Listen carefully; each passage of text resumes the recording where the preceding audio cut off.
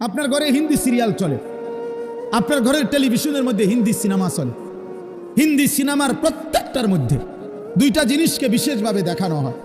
এক জিনিস মনে রাখবেন, হিন্দি সিনেমার মধ্যে অগণিত হিন্দি ছবির মধ্যে অহরহ হিন্দুদের ধর্মীয় পূজা অর্চনা, উপাসনা, মূর্তির দেবতার পূজা। তাইলে আপনার মুসলমানের মা, মুসলমানের ঘরওয়ালা বাবা, সে তার ছেলে মেয়ের জন্য যা ইন্তজাম করলো, সে প্রকাশ্যে ঘরের মধ্যে দেখে মূর্তি পূজার মহড়া।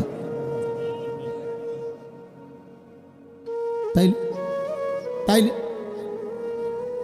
আপনি তাকে দেখাইলেন, ওই বাচ্চা বুঝ হওয়ার পর থেকে দেখলো যে সে আপনি সিগারেট খান, প্রতি মুহূর্তে আপনার মুখের সামনে দিয়ে ধোঁয়া বাইর হয়, আগুন বাইর হয়, আপনার বিড়ি সিগারেটের প্রত্যেকটার মধ্যে মুখে আপনার আগুন থাকে। তো বাচ্চা দেখে আগুন হইল আমার বাবার ধর্ম, আমার বাবার ধর্ম, আমার দাদার ধর্ম হইল আগুন, অতএব আমার প্রিয় জিনিস হওয়া উচিত আগুন। তো আগুন এটা প্রতীক, এটা তো মূর্তি পূজক, আগুন পূজারীর, এটা তো ইমানদারের প্রতীক হইতে পারে না।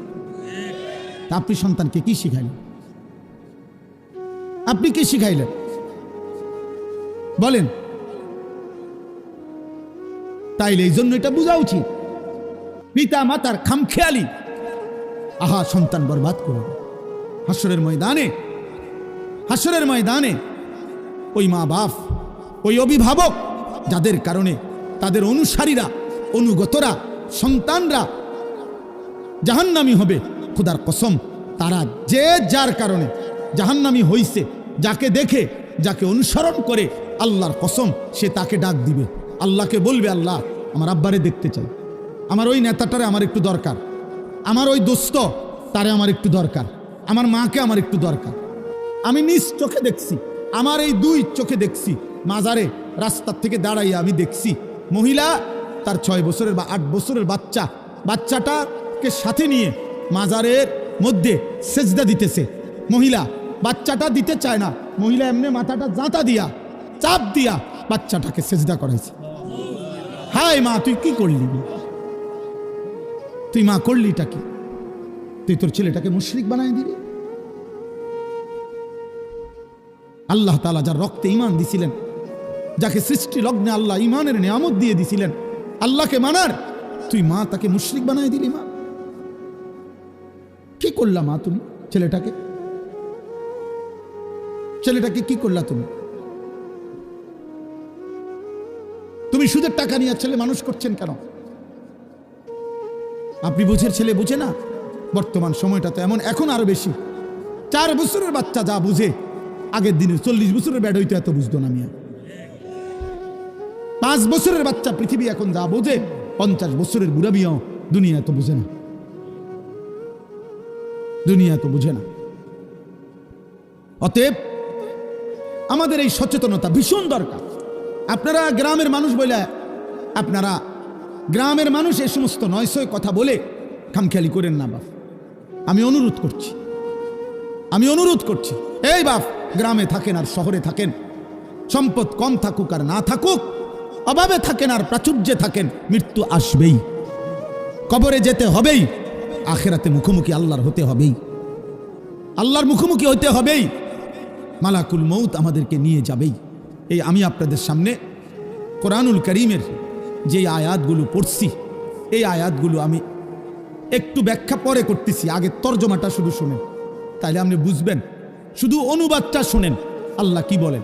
আমি এখানে 21 নম্বর পারা কোরআনুল কারীমের 32 নম্বর সূরা, এই সূরাটার নাম সূরা সাজদা। এই যে আমরা যে সেজদা দেই, বুঝেন নাই? এই সূরার নামই সেজদা। এই সূরার 4টা আয়াত, 11, 12, 13, 14, এই 4টি আয়াত পড়ছি এই মাত্র শুরুতে।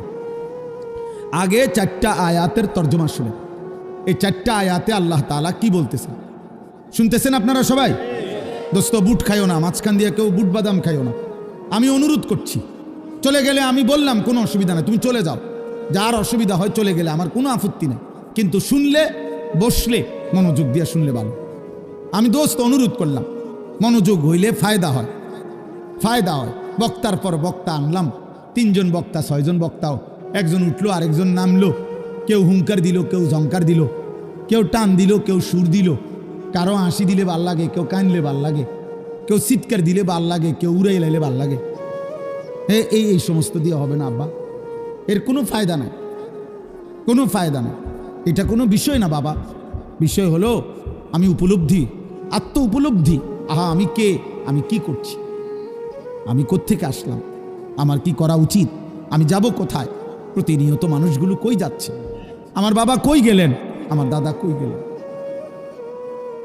আমার চাচা মামা ফুফা খালুরা কই গেলেন, কই গেলেন। আমার জ্যাঠারে আমি এক সপ্তাহ আগে দেখা গেছি, এক সপ্তাহ পরে দেখছি জ্যাঠা নাই। জ্যাঠার জানাজা আমি পড়াইছি, জানাজার আগে তাকাইছি, কবর তখন খালি, কবরে তখনও রাখে নাই আমার জ্যাঠাকে।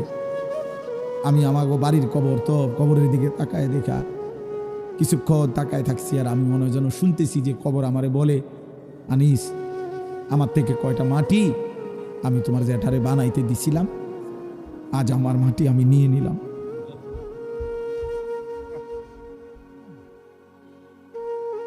আজ আমার মাটি আমি নিয়ে নিলাম। হুজুর বলতেছিলেন আমার আব্বারে দেখছেন, মহব্বত করতেন। আমার আব্বা এমন সুন্দর সাজতেন, লম্বা সুন্দর সুপুরুষ ছিলেন। আমার বাবা, আমার আব্বা ছিলেন। শুক্রবার দিন জুমার নামাজের জন্য আমার আব্বা যখন সাজতেন, আমারও মনে আছে, আমি মনে ভাবতাম যে আব্বা যেন নতুন জামাইয়ের মতো এত সুন্দর পাগড়ি মাথায় দিত, সুরমা লাগাইতো চোখে, আতর লাগাইতো, বাবা পাঞ্জাবি সব কিছু নতুন সুন্দর ধোয়া ইস্তারি করা গাও দিত, মানে বাদশার মতো বাবা সাজত। আমার সেই সুন্দর বাবা, সাজগোজওয়ালা বাবা। তা আমি জানি না এখন বাপ আমার কবরে কেমন আছে। হযরত ওমর ইবনে আব্দুল আজিজ রাহমাতুল্লাহি আলাইহি তিনি কবরস্থানে দাঁড়িয়ে বলতেন, হে কবর, মাজা ফাআলতা বিল আহিব্বা। এটা দোস্ত ওমর ইবনে আব্দুল আজিজের কওল। আমার এই দোস্ত নুরুল আলম ওই শুনতে চায় ওমর ইবনে আব্দুল আজিজের নাম, আমি এই জন্য শুনাইলাম। ওমর ইবনে আব্দুল আজিজ কবরের সামনে দাঁড়িয়ে বলতেন, হে কবর, বলো না তুমি আমার স্বজনদের সাথে কি করেছ? আইনাল আহবাব, আমার বন্ধুরা কোথায়, আমার আপনজনরা কোথায়? আইনাল আসরিকা, আমার বন্ধুরা কোথায়? আইনাল জুল্লাস, আমি যাদের সাথে বসতাম তারা কোথায়? আইনাস সাম্মার, আমি যাদের সাথে রাত জেগে গল্প করতাম আমার সেই আপনজনরা কোথায়? তিনি আবার কানতে কানতে বলতেন যে, হে দুনিয়াবাসী শোনো, কবর আমারে বলতেছে, ওমর ইবনে আব্দুল আজিজ, তোর চাচা মামা ফুফা, তোর স্বজন, তোর বন্ধুদেরকে আমি মাটি একটা একটা করে অঙ্গ, হাত পাও চোখ নাক কান খুলে খুলে ফেলছি, আমার মাটি আমার সাথে আমি মিশাই ফেলছি।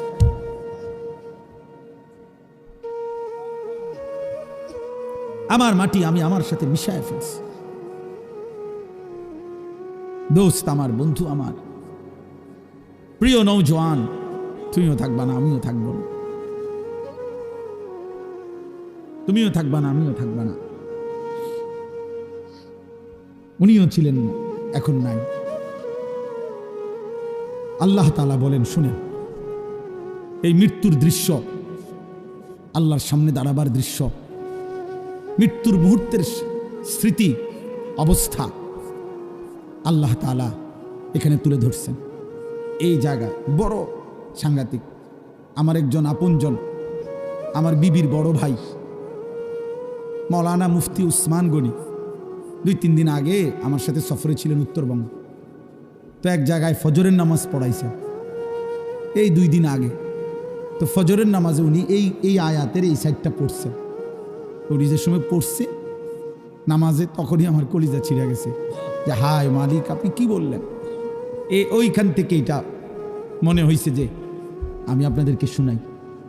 আল্লাহ তাআলা বলেন, কুল, হে নবী আপনি বলুন, ইয়াতাওয়াফাকুম মালাকুল মাউতিল্লাযী ওয়ুক্কিলা বিকুম, আমি আল্লাহর পক্ষ থেকে আমি যেই ফেরেশতা মালাকুল মউত আজরাইলকে দায়িত্ব দিয়েছি, সেই ফেরেশতা মালাকুল মউত আজরাইল তোমাদের প্রত্যেককেই নির্দিষ্ট সময়ে মৃত্যু দিয়ে দিবে।